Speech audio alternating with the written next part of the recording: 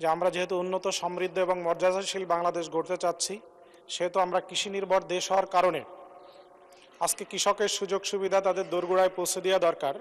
কিন্তু আমি ইতিমধ্যে বিগত 2 মাসে সরকারের যে কৃষি প্রণোদনা দেওয়া হয়, সেই প্রদান অনুষ্ঠানে আমি 4টা অনুষ্ঠানে থেকেছি। আমি খেয়াল করে দেখেছি যে সেখানে একজন কৃষক এই প্রণোদনা নেয়ার জন্য যখন উপজেলা সদরে আসে, তখন তাকে আমার ক্ষুদ্র একটা জেলা, ছোট জেলা, সেখানে তাকে 22 কিলোমিটার পথ, 25 কিলোমিটার পথ পাড়ি দিয়ে উপজেলা সদরে এসে নেওয়া লাগে। আমি কয়েকজনের কাছে জিজ্ঞাসা করেছি যে আপনার কত টাকা খরচ হয়। তো একজন বললেন যে আমার 400 টাকা বাড়ি থেকে আসা যাওয়ার জন্য খরচ হয়। কিন্তু হিসাব করে দেখা যায় যে গ্রুপ ভিত্তিক যে বীজ প্রদান করা হয় বা সার প্রদান করা হয়, তার দাম কোনো সময় 200 বা 300 টাকা। একজন লোক কৃষক ওই গ্রাম থেকে উপজেলা সদরে এসে এই কৃষি প্রণোদনা সংগ্রহ করতে যেয়ে তার যে 400 টাকা খরচ হয় এবং একদিনের শ্রমের মূল্য আরও 700 টাকা তার সারাটা দিন এখানে সংগ্রহ করতে ব্যয় হয়, তাহলে একজন কৃষকের জন্য নিশ্চয়ই এটা কোনো সুবিধার বিষয় নয়।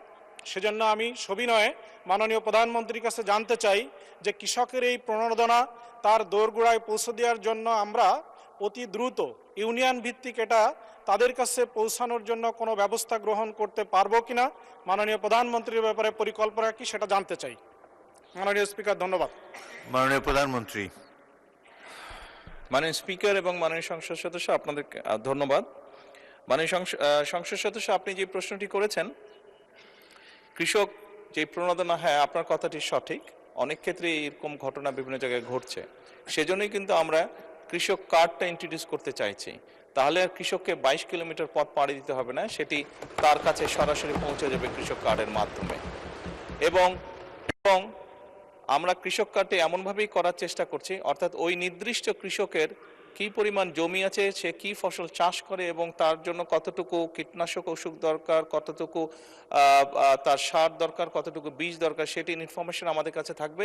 এবং তার এলাকায় ওই ইউনিয়নের মধ্যে যেটি আপনি উল্লেখ করেছেন, সেই ইউনিয়নের মধ্যে মাননীয় স্পিকার, আমরা যে সকল দোকানে এই জিনিসগুলো পাওয়া যাবে, সেই দোকানে তার জন্য নির্দিষ্টভাবে বরাদ্দ থাকবে।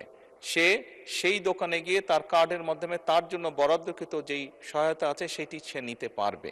আমরা সেই ব্যবস্থা থেকে ইনশাল্লাহ আগাচ্ছি। ধন্যবাদ মাননীয় স্পিকার।